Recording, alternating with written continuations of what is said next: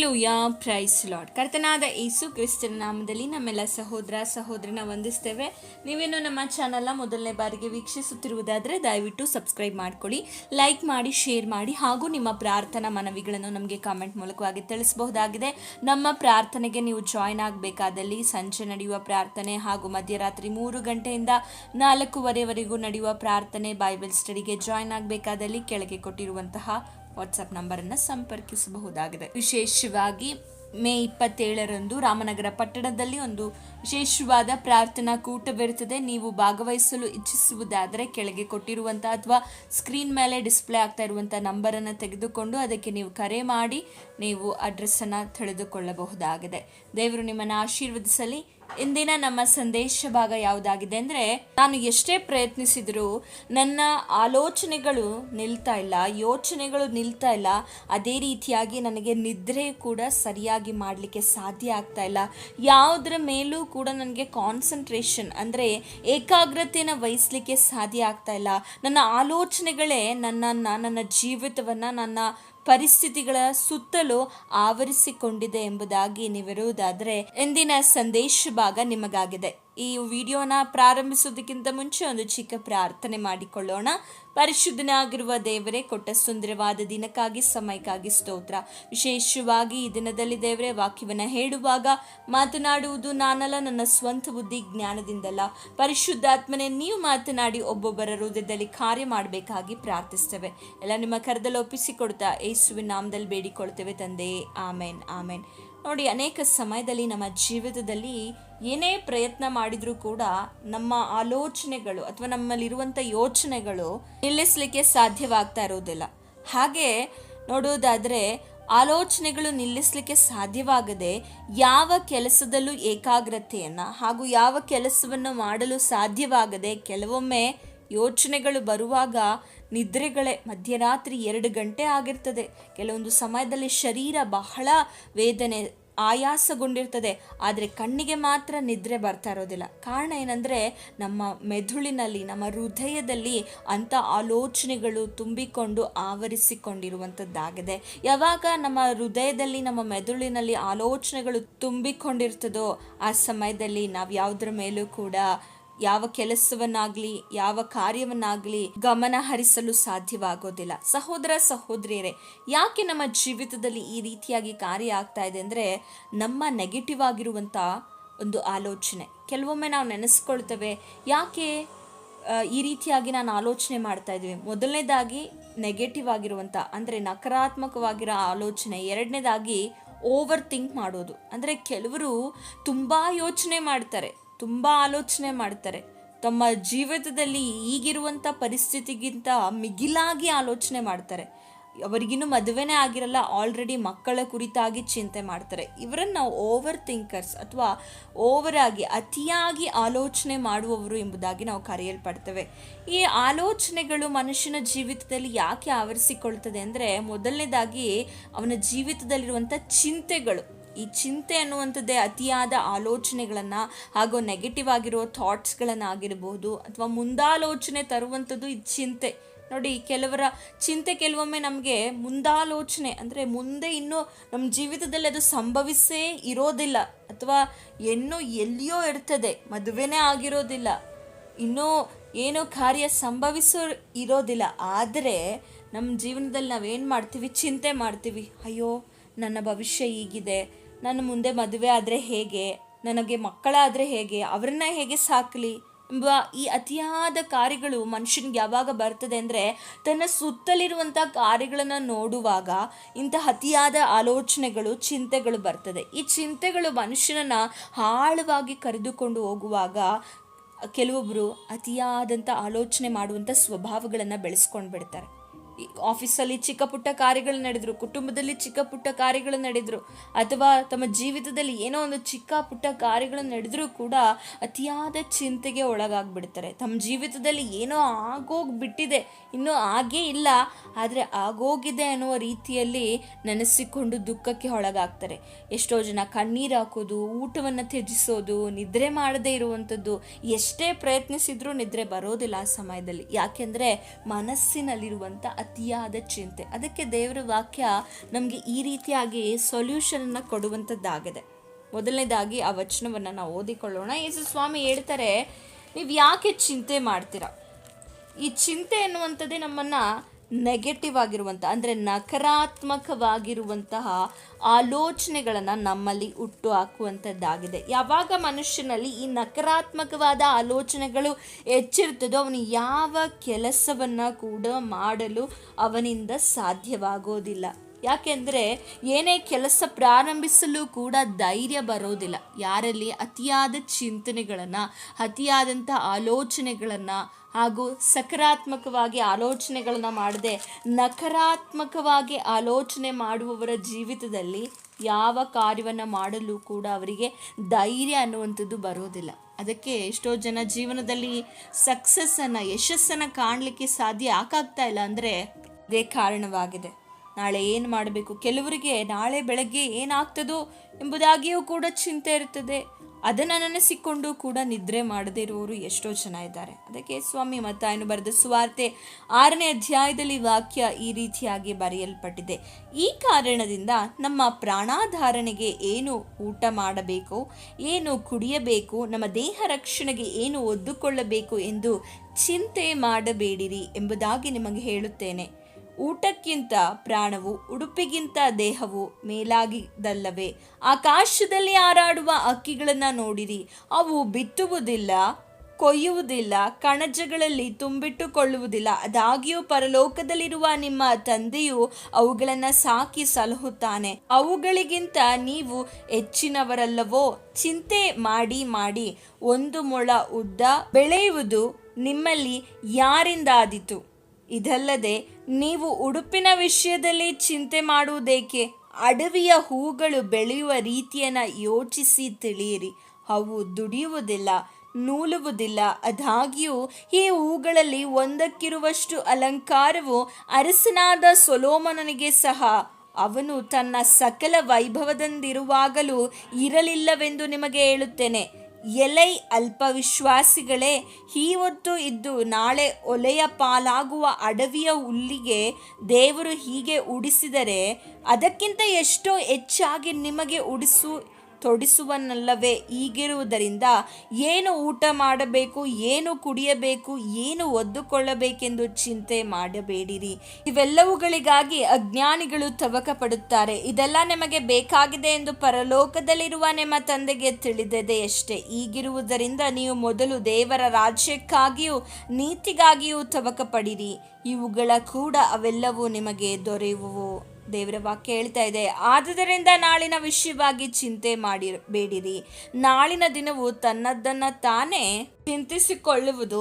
ಆ ಹೊತ್ತಿನ ಕಾಟ ಆ ಹೊತ್ತಿಗೆ ಸಾಕು. ದೇವರ ವಾಕ್ಯ ನಮಗೆ ಹೇಳ್ತಾ ಇದೆ, ಚಿಂತೆ ಮಾಡಬೇಡಿ. ಕೆಲವರಿಗೆ ನಾಳಿನ ಕುರಿತಾಗಿ ಚಿಂತೆ, ಏನು ಓದಿಕೊಳ್ಬೇಕು, ಏನು ಮಾಡಬೇಕು, ನನ್ನ ಭವಿಷ್ಯ ಏನು, ಯಾವ ರೀತಿಯಾಗಿ ಇರಬೇಕೆಂಬುದಾಗಿ ಕೆಲವರಿಗೆ ಚಿಂತೆ ಇರ್ತದೆ. ಅದಕ್ಕೆ ಸ್ವಾಮಿ ಹೇಳ್ತಾರೆ, ಆಕಾಶದಲ್ಲಿ ಹಾರಾಡುವ ಹಕ್ಕಿ ಪಕ್ಷಿಗಳನ್ನು ನೋಡಿ, ಒಮ್ಮೆ ಯೋಚನೆ ಮಾಡಿ ನೋಡಿ. ಅವುಗಳು ಬಿತ್ತುತ್ತದ, ಕೊಯ್ತದ? ಎಂದಾದರೂ ಯಾವುದಾದ್ರೂ ಪ್ರಾಣಿ ಹಸುವಿನಿಂದ ಸತ್ತಿರುವುದುಂಟಾ? ಮನುಷ್ಯರು ಸಾಯ್ತಾ ಇದ್ದಾರೆ ಹಸುವಿನಿಂದ, ಆದರೆ ಪ್ರಾಣಿ ಪಕ್ಷಿಗಳು ಸಾಯ್ತಾ ಇಲ್ಲ. ಯಾಕೆಂದರೆ ಅವುಗಳನ್ನು ಸಾಕಿ ಸಲಹುವವನು ದೇವರಾಗಿದ್ದಾನೆ. ಮತ್ತು ಅಡವಿಯಲ್ಲಿರುವಂಥ ಹೂಗಳನ್ನು ನೋಡಿ, ಆ ಅಡವಿಯಲ್ಲಿರುವಂಥ ಹೂಗಳಿಗೆ ಯಾರಾದರೂ ಹೋಗಿ ನೀರು ಹಾಕ್ತಾರಾ? ಅಥವಾ ಅಡವಿಯಲ್ಲಿರುವಂಥ ಹೂಗಳನ್ನು ಯಾರಾದರೂ ಹೋಗಿ ಪೋಷಣೆ ಮಾಡ್ತಾರಾ? ಗಿಡಗಳಿಗೆ ಯಾರು ಮಾಡೋದಿಲ್ಲ. ಆದರೂ ಕೂಡ ಒಂದಕ್ಕೊಂದು ಎಷ್ಟು ಸುಂದರವಾಗಿರ್ತದೆ. ದೇವ್ರ ವಾಕ್ಯ ಹೇಳ್ತಾ ಇದೆ, ಅಡವಿಯಲ್ಲಿರುವಂಥ ಹೂವಿಗಿಂತ, ಹಾಗೆ ಆಕಾಶದಲ್ಲಿ ಹಾರಾಡುವ ಹಕ್ಕಿ ಪಕ್ಷಿಗಳಿಗಿಂತ ನೀವು ಹೆಚ್ಚಿನವರಾಗಿದ್ದೀರಾ. ಯಾಕೆಂದರೆ ನಿಮಗಾಗಿ ದೇವರು ಪ್ರಾಣ ಕೊಟ್ಟಿದ್ದಾನೆ. ದೇವ್ರ ವಾಕ್ಯ ಹೇಳ್ತದೆ, ನಾಳಿನ ಕುರಿತಾಗಿ ಚಿಂತೆ ಮಾಡಬೇಡಿ. ಈ ನಾಳಿನ ಕುರಿತಾಗಿ ಚಿಂತೆ ಮಾಡಿ ನಿಮ್ಮ ಜೀವಿತದಲ್ಲಿರುವಂತಹ ಸಂತೋಷವನ್ನು, ಸಮಾಧಾನವನ್ನು, ನೆಮ್ಮದಿಯನ್ನು, ನಿದ್ರೆಗಳನ್ನು ಕೆಡಿಸಿಕೊಂಡು ಆರೋಗ್ಯ ಯಾಕೆ ಕೆಡಿಸಿಕೊಳ್ತೀರಾ? ದೇವ್ರ ವಾಕ್ಯ ಹೇಳ್ತಾ ಇದೆ, ನೀವು ಚಿಂತೆ ಮಾಡಿ 1 ಮೊಳ ಉದ್ದ ನೀವು ಏನು ಕೂಡ ಬೆಳೆಸಲಿಕ್ಕೂ ಆಗಲ್ಲ ಅಥವಾ ಕಡಿಮೆ ಮಾಡಲಿಕ್ಕೂ ಆಗಲ್ಲ. ನೀವು ಚಿಂತೆ ಮಾಡಿ ಯಾವ ಕಾರ್ಯವನ್ನು ಸಫಲ ಮಾಡಲಿಕ್ಕೆ ಸಾಧ್ಯ ಇಲ್ಲ. ಮನುಷ್ಯನ ಜೀವಿತದಲ್ಲಿ ಇರುವಂಥ ಅತಿ ದೊಡ್ಡ ಒಂದು ವೀಕ್ನೆಸ್ ಏನಂದರೆ ಚಿಂತೆ ಆಗಿದೆ. ಕನ್ನಡದಲ್ಲಿ ಗಾದೆ ಹೀಗೆ ಬರೆಯಲ್ಪಟ್ಟಿದೆ, ಚಿಂತೆ ಎನ್ನುವಂಥದ್ದು ಚಿತೆಗೆ ಮನುಷ್ಯನನ್ನು ಕರೆದೊಯ್ಯುವಂಥದ್ದಾಗಿದೆ ಎಂಬುದಾಗಿ. ಚಿಂತೆ ಮಾಡಿ ಮಾಡಿ ಅನೇಕ ಸಮಯದಲ್ಲಿ ಏನು ನಮ್ಮ ಜೀವಿತದಲ್ಲಿ ಮಾಡಬೇಕೆಂಬುದಾಗಿದ್ರೂ ಕೂಡ ಎಲ್ಲ ಬರೀ ನಕಾರಾತ್ಮಕವಾದ ಆಲೋಚನೆಗಳೇ. ಎಷ್ಟೋ ಜನರಿಗೆ ಇದೇ ವಿಧವಾದಂತಹ ಒಂದು ನೋವಿನಲ್ಲಿ, ಬೇಸರದಲ್ಲಿ ಹಾದು ಹೋಗ್ತಾ ಇದ್ದಾರೆ. ಪ್ರೀತಿಯ ಸಹೋದರ ಸಹೋದರಿಯರೇ, ದೇವ್ರ ವಾಕ್ಯ ಹೇಳ್ತಾ ಇದೆ, ಚಿಂತೆ ಮಾಡಬೇಡಿ. ಹಾಗೆ ನಿಮ್ಮ ಕುಟುಂಬದಲ್ಲಿ ನಿಮ್ಮ ಗಂಡನ ವಿಷಯದಲ್ಲಿ ನಿಮಗೆ ಚಿಂತೆ ಇರಬಹುದು, ನಿಮ್ಮ ಹೆಂಡತಿಯ ವಿಷಯದಲ್ಲಿ ಚಿಂತೆ ಇರ್ಬೋದು, ಮಕ್ಕಳ ವಿಷಯದಲ್ಲಿ ಚಿಂತೆ ಇರ್ಬೋದು. ದೇವರ ವಾಕ್ಯ ಹೇಳುವಂಥದ್ದಾಗಿದೆ, ನೀವು ಚಿಂತೆ ಮಾಡಬೇಡಿರಿ. ನಿಮಗಾಗಿ ಚಿಂತಿಸಲು ಒಬ್ಬ ಹಿತಚಿಂತಕನು ಇದ್ದಾನೆ, ಆತನೇ ಕರ್ತನಾಗಿರುವ ಯೇಸು ಕ್ರಿಸ್ತನಾಗಿದ್ದಾನೆ. ಎಷ್ಟೋ ಜನರು ಈ ದಿನಗಳಲ್ಲಿ ಡಿಪ್ರೆಷನಲ್ಲಿದ್ದಾರೆ. ಕಾರಣ ಏನಂದರೆ ಅವರ ಆಲೋಚನೆಗಳು, ಅವರ ಯೋಚನೆಗಳು ಮಾಡಿ ಮಾಡಿ ಅನೇಕರ ಹೃದಯ ಒಡೆದು ಹೋಗಿದೆ. ಅನೇಕರು ಅದರಿಂದ ಹೊರಗೆ ಬರಲಿಕ್ಕೆ ಸಾಧ್ಯ ಆಗ್ತಾ ಇಲ್ಲ.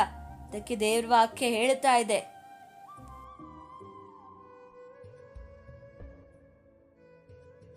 ಕೀರ್ತನೆಗಳು 55:22 ವಚನದಲ್ಲಿ, ನಿನ್ನ ಚಿಂತಾಭಾರವನ್ನು ಯೆಹೋವನ ಮೇಲೆ ಹಾಕು, ಆತನು ನಿನ್ನನ್ನು ಉದ್ಧಾರ ಮಾಡುವನು. ನಿನ್ನ ಚಿಂತಾಭಾರವನ್ನು ಯೆಹೋವನ ಮೇಲೆ ಹಾಕು ಎಂಬುದಾಗಿ ದೇವರ ವಾಕ್ಯವು ತಿಳಿಯಪಡಿಸುವಂಥದ್ದಾಗಿದೆ. ನಿಮ್ಮ ಕುಟುಂಬದಲ್ಲಿ ಏನೇ ಸಮಸ್ಯೆಗಳಿರಲಿ, ನಿಮ್ಮ ಜೀವಿತದಲ್ಲಿ ಏನೇ ಸಮಸ್ಯೆ ಇರಲಿ, ನನಗೆ ದೇವರು ನೋಡಿಕೊಳ್ತಾರೆ, ನನ್ನ ದೇವರು ಇದ್ದಾನೆ.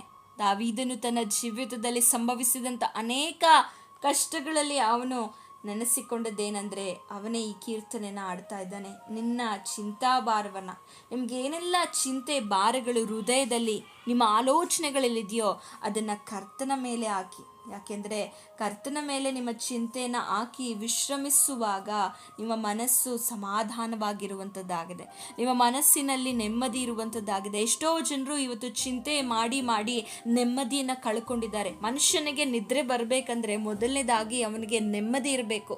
ಕೆಲವೊಮ್ಮೆ ಶರೀರ ತುಂಬ ಕೆಲಸ ಮಾಡಿ ಆಯಾಸವಾಗಿದ್ರೂ ಕೂಡ ನಿದ್ರೆ ಬರ್ತಾ ಇಲ್ಲ ಅಂದರೆ ಅಷ್ಟು ಆಳವಾದ ಚಿಂತೆಯಲ್ಲಿ ಮನುಷ್ಯನು ಬಿದ್ದು ಹೋಗಿದ್ದಾನೆ. ಆಳವಾದ ಚಿಂತೆಗಳಿಂದ ನೀವು ಬಿಡುಗಡೆ ಹೊಂದಬೇಕಂದ್ರೆ ನಿಮ್ಮೆಲ್ಲ ಚಿಂತಾಭಾರವನ್ನು ಯೆಹೋವನಿಗೆ, ಯೇಸುವಿಗೆ ವಹಿಸಿ ಬಿಡಬೇಕು. ಕೀರ್ತನೆಗಳು 37 ಹಾಗೆ ನೋಡುವುದಾದರೆ 5ನೇ ವಚನದಲ್ಲಿ ವಾಕ್ಯ ಈ ರೀತಿಯಾಗಿ ಬರೆಯಲ್ಪಟ್ಟಿದೆ. ದಾವೀದನು ಇಲ್ಲಿ ಬರೆಯುವುದನ್ನು ನೋಡ್ತಾ ಇದ್ದೇವೆ, ನಿನ್ನ ಭೂಯಾತ್ರೆಯ ಚಿಂತೆಯನ್ನು ಯೆಹೋವನಿಗೆ ವಹಿಸಿಬಿಟ್ಟು ಭರವಸೆದಿಂದಿರು, ಆತನೇ ಅದನ್ನು ಸಾಗಿಸುವನು. ಸತ್ಯವೇದದಲ್ಲಿ ಅನೇಕ ಭಕ್ತರನ್ನ ನಾವು ನೋಡ್ತೇವೆ. ಅವರು ತಮ್ಮ ಭೂಯಾತ್ರೆಯ ಚಿಂತೆಯನ್ನು ದೇವರಿಗೆ ವಹಿಸಿಬಿಟ್ಟು ಅವರು ನಿಶ್ಚಿಂತೆಯಾಗಿದ್ದರು. ನಾವು ಯಾವಾಗ ದೇವರಿಗೆ ವಹಿಸಿ ಬಿಡ್ತೇವೋ ಆಗ ನಾವು ನಿಶ್ಚಿಂತೆಯಾಗಿರಲಿಕ್ಕೆ ಸಾಧ್ಯವಾಗ್ತದೆ, ಆಗ ನಾವು ನೆಮ್ಮದಿಯಾಗಿರಲಿಕ್ಕೆ ಸಾಧ್ಯವಾಗ್ತದೆ. ದಾವೀದನು ಇದನ್ನು ಅನುಭವದಿಂದ ಬರಿತಾ ಇದ್ದಾನೆ. ಯಾಕೆಂದರೆ ಅವನ ಮಗನು ಅವನ ವಿರುದ್ಧವಾಗಿಯೇ ಎದ್ದು ಅನೇಕರು ಅವನ ವಿರುದ್ಧವಾಗಿ ಸಾಕ್ಷಿಗಳನ್ನು ಹೇಳುವಾಗ ಅಥವಾ ಅವನನ್ನು ಶಪಿಸುವಾಗ ಕೀರ್ತನೆಗಳು 3:5 ವಚನದಲ್ಲಿ ಈ ರೀತಿಯಾಗಿ ಅವನು ಬರೆಯಲ್ಪಡುವುದನ್ನು ನೋಡ್ತೇವೆ. ಯೆಹೋವನು ನನ್ನನ್ನು ಕಾಪಾಡುವವನಾದುದರಿಂದ ನಾನು ಮಲಗಿಕೊಂಡು ನಿದ್ರೆ ಮಾಡಿ ಸುಖವಾಗಿ ಎಚ್ಚರಗೊಂಡೆನು. ಹಾಗಾದರೆ ನಾವು ಮಲಗಿಕೊಂಡು ಸುಖವಾಗಿ ಎಚ್ಚರ ಮಾಡಬೇಕೆಂದರೆ ದೇವರು ನಮ್ಮನ್ನು ಕಾಪಾಡುವಾತನಾಗಿದ್ದಾನೆಂದು ನಾವು ನಂಬಬೇಕು. ಇವತ್ತಿಗೂ ಕೂಡ ಇಂದಿಗೂ ನಮ್ಮ ಚಿಂತಾಭಾರವನ್ನು, ನಮ್ಮ ಈ ಭೂಯಾತ್ರೆಯ ಕಾರ್ಯಗಳನ್ನು ಎಲ್ಲವನ್ನ ನಾವು ಆತನಿಗೆ ಒಪ್ಪಿಸಬೇಕು. ವಾಕ್ಯವೇ ನಮಗೆ ಸ್ಪಷ್ಟವಾಗಿ ತಿಳಿಯಪಡಿಸ್ತಾ ಇದೆ, ಭೂಯಾತ್ರೆ ಅಂದರೆ ಈ ಭೂಲೋಕದಲ್ಲಿ ನಾವು ಯಾತ್ರಿಕರಾಗಿದ್ದೇವೆ, ಪ್ರಯಾಣಿಕರಾಗಿದ್ದೇವೆ. ಈ ಯಾತ್ರೆಯಲ್ಲಿ ಇದೊಂದು ಯಾತ್ರೆ. ನೀವೆಲ್ಲಾದರೂ ಒಂದು ಟ್ರಾವೆಲ್ ಮಾಡಲಿಕ್ಕೆ ಅಥವಾ ಟ್ರಿಪ್ಪಿಗೆ ಹೋಗುವಾಗ ನೀವಲ್ಲಿ ಸಂತೋಷವಾಗಿರ್ತೀರ, ಯಾವುದೇ ಚಿಂತನೆಗಳನ್ನು ಮಾಡೋದಿಲ್ಲ. ಹಾಗೆ ಅಲ್ಲಿ ನನಗೇನಾದರೂ ಒಂದು ಕಾರ್ಯವನ್ನು ಸ್ವಂತವಾಗಿ ಮಾಡಬೇಕೆಂಬುದಾಗಿ ನೀವು ಬಯಸೋದಿಲ್ಲ. ಯಾಕೆಂದರೆ ನಿಮಗೆ ಗೊತ್ತು, ನಾನಿಲ್ಲಿ ಬಂದಿರುವಂಥದ್ದು ಯಾತ್ರಿಕನಾಗಿ. ಹಾಗೆ ಈ ಲೋಕದಲ್ಲಿ ನಾವು ಯಾತ್ರಿಕರಾಗಿದ್ದೇವೆ. ಅಬ್ರಹಾಮನು, ಈಸಾಕನು, ಯಾಕೋಬರು ಅವರೆಲ್ಲ ತುಂಬ ಶ್ರೀಮಂತರಾಗಿದ್ದರು. ಆದರೆ ಅವರಿಗೆ ಗೊತ್ತಿತ್ತು ನಾವು ಪ್ರವಾಸಿಗಳಾಗಿದ್ದೇವೆ. ನಾವು ಪ್ರವಾಸಿಗಳಾಗಿರುವಾಗ ನಾವು ಚಿಂತೆ ಮಾಡುವಂಥ ಅವಶ್ಯಕತೆ ಇಲ್ಲ. ಯಾಕೆಂದರೆ ನಮ್ಮ ಚಿಂತಾಭಾರವನ್ನು ದೇವರು ವಹಿಸಿಕೊಳ್ತಾನೆ. ಅನೇಕರಿಗೆ ಟೆನ್ಷನ್, ನಾನು ಈ ಲೋಕದಲ್ಲಿ ಮನೆ ಕಟ್ಟಲಿಲ್ಲ, ನಾನು ಈ ಲೋಕದಲ್ಲಿ ಹೆಸರು ಮಾಡಲಿಲ್ಲ, ನಾನು ಈ ಲೋಕದಲ್ಲಿ ಯಾವ ಕಾರ್ಯವನ್ನು ಗಳಿಸಲಿಲ್ಲ ಎಂಬುದಾಗಿ ಚಿಂತೆ, ವೇದನೆ, ನೋವುಗಳಲ್ಲಿ ಅನೇಕರಿದ್ದಾರೆ. ಆದರೆ ಪ್ರೀತಿಯ ದೇವ ಮಕ್ಕಳೇ, ದೇವರ ವಾಕ್ಯ ಹೇಳ್ತದೆ, ಈ ಭೂಯಾತ್ರೆಯ ಚಿಂತೆಯನ್ನು ನೀವು ದೇವರಿಗೆ ವಹಿಸಿಕೊಡಿರಿ. ಇದು ಯಾತ್ರೆ ಆಗಿದೆ, ಪ್ರವಾಸಿಗಳಾಗಿದ್ದೇವೆ. ಅಬ್ರಹಾಮನು ಇದನ್ನು ಅರ್ಥ ಮಾಡಿಕೊಂಡಿದ್ದನು. ಅದಕ್ಕೆ ಅವರು ಡೇರೆಗಳಲ್ಲಿ ವಾಸ ಮಾಡಿದರು. ಅವನು ಮನಸ್ಸು ಮಾಡಿದರೆ ತುಂಬ ಮನೆಗಳನ್ನು ಕಟ್ಟಬೋದಿತ್ತು. ಆದರೆ ಅವನು ಅರ್ಥ ಮಾಡಿಕೊಂಡಿದ್ದನು. ನಾವು ಇಂದು ಅರ್ಥ ಮಾಡಿಕೊಳ್ಬೇಕು, ಇವತ್ತು ನಾವು ಅನುಭವಿಸ್ತಾ ಇರುವಂಥ ವೇದನೆ, ನೋವು, ಸಂಕಟ, ದುಃಖಗಳೆಲ್ಲ ಅಲ್ಪಕಾಲ. ಯಾಕೆಂದರೆ 1 ಪೇತ್ರನ ಪತ್ರಿಕೆ 2ನೇ ಅಧ್ಯಾಯ 11ನೇ ವಚನದಲ್ಲಿ ವಾಕ್ಯ ಈ ರೀತಿಯಾಗಿ ಬರೆಯಲ್ಪಟ್ಟಿದೆ: ಪ್ರಿಯರೇ, ಪ್ರವಾಸಿಗಳು ಪರದೇಶಸ್ಥರು ಆಗಿರುವ ನೀವು ನಿಮ್ಮ ಆತ್ಮಗಳ ಮೇಲೆ ಯುದ್ಧ ಮಾಡುವ ಶಾರೀರಿಕ ಅಭಿಲಾಷೆಗಳಿಗೆ ದೂರವಾಗಿರಬೇಕೆಂದು ನಿಮ್ಮನ್ನು ಎಚ್ಚರಿಸ್ತೇನೆ. ಹಾಗಾದರೆ ನಾವು ಪ್ರವಾಸಿಗಳು, ಪರದೇಶಸ್ಥರು ಅಂದರೆ ಬೇರೆ ದೇಶದವರು, ಬೇರೆ ಒಂದು ಸಂಸ್ಥಾನಕ್ಕೆ ಸೇರಲ್ಪಟ್ಟವರು ಆಗಿರುವಂಥ ನಾವು ನಮ್ಮ ಆತ್ಮಕ್ಕೆ ವಿರುದ್ಧವಾಗಿ ಹೋರಾಡ್ತಾ ಇರುವಂಥ ನಮ್ಮ ಶರೀರದ ಅಭಿಲಾಷೆ, ಅದು ಕೆಲವೊಮ್ಮೆ ಸಿಟ್ಟು, ಕೋಪ, ಹಠ, ಹಾಗೆ ಚಿಂತೆ, ವೇದನೆ, ದುಃಖಗಳಾಗಿರ್ಬೋದು. ಇವುಗಳಿಂದ ನಾವು ದೂರವಾಗಿರಬೇಕು. ಈ ಚಿಂತೆ ಎನ್ನುವಂಥದ್ದು ಸಾಮಾನ್ಯ ಅಲ್ಲ. ಚಿಂತೆ ಬರುವಾಗ ಮನುಷ್ಯನಿಗೆ ಯಾವ ಕಾರ್ಯ ಮಾಡಲಿಕ್ಕೂ ಧೈರ್ಯ ಬರೋದಿಲ್ಲ.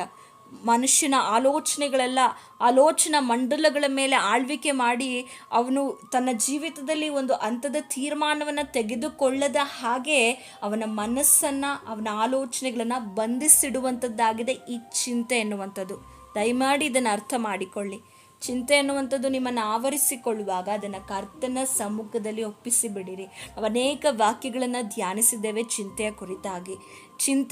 ನಿನ್ನ ಚಿಂತಾಭಾರವನ್ನು ಯೆಹೋವನಿಗೆ ವಹಿಸಿಬಿಡು.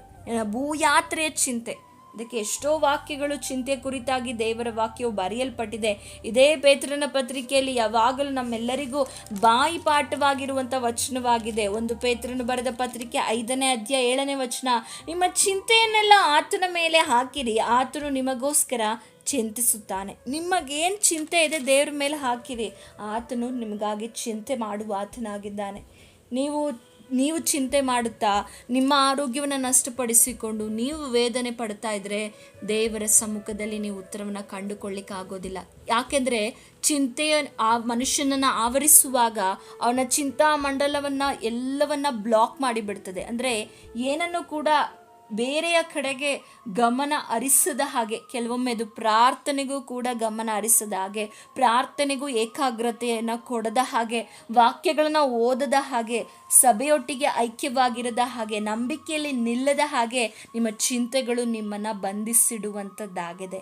ಆದ ಕಾರಣ ದೇವರ ವಾಕ್ಯ ಹೇಳುವ ಪ್ರಕಾರ ನಿಮ್ಮ ಚಿಂತೆನೆಲ್ಲ ಆತನ ಮೇಲೆ ಹಾಕಿರಿ. ಯಾವ ಚಿಂತೆ ಇದೆ, ಕೆಲವೊಮ್ಮೆ ನೀವು ಯೋಚನೆ ಮಾಡ್ತಾ ಇರ್ಬೋದು, ನನ್ನ ಚಿಂತೆ ನಿಮಗೆ ಅರ್ಥವಾಗೋದಿಲ್ಲ, ಬಹಳವಾಗಿದೆ ನನ್ನ ಚಿಂತೆ, ಅದನ್ನು ಯಾರ ಬಳಿಯಲ್ಲೂ ಕೂಡ ಹೇಳಿಕೊಳ್ಳಿಕ್ಕೆ ಸಾಧ್ಯ ಇಲ್ಲ, ತುಂಬ ನೋವು, ತುಂಬ ಸಂಕಟ, ತುಂಬ ವಿಧವಾದಂಥ ಕಣ್ಣೀರಿನಲ್ಲಿ ನಾನು ಹಾದು ಹೋಗ್ತಾ ಇದ್ದೇನೆ, ಈ ಚಿಂತೆಯನ್ನು ಮಾಡದೆ ನನಗೆ ಬೇರೆ ದಾರಿ ಕಾಣ್ತಾ ಇಲ್ಲ, ಚಿಂತಿಸಿ ನನ್ನ ಹೃದಯವು, ನನ್ನ ಆಲೋಚನೆಗಳು, ನನಗೆ ನಿದ್ರೆ ಬರ್ತಾ ಇಲ್ಲ, ನನಗೆ ಸರಿಯಾಗಿ ಊಟ ಮಾಡಲಿಕ್ಕೆ ಆಗ್ತಾ ಇಲ್ಲ, ನನ್ನ ಜೀವವೇ ಸಾಕಾಗಿ ಹೋಗಿದೆ, ಜೀವನವೇ ಸಾಕಾಗಿ ಹೋಗಿದೆ ಎಂಬುದಾಗಿ ವೇದನೆಯಲ್ಲಿ ನೀವಿರಬಹುದು. ದೇವರ ವಾಕ್ಯ ನೆನಪಿಸಿಕೊಳ್ಳಿರಿ.